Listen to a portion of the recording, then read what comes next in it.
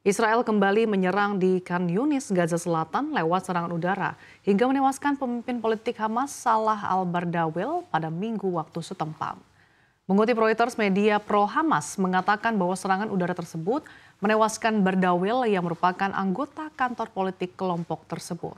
Selain itu, serangan ikut menewaskan istrinya. Namun hingga kini pejabat Israel belum memberikan komentar. Dalam sebuah pernyataan, Hamas menuduh Israel membunuh Bardawil.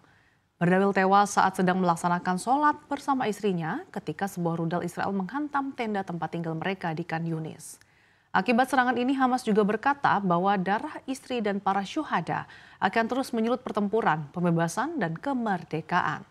Penasehat media kepemimpinan Hamas, Taher al-Nono, menyampaikan belasungkawa atas kematian Bardawil dalam sebuah posting melalui laman Facebooknya.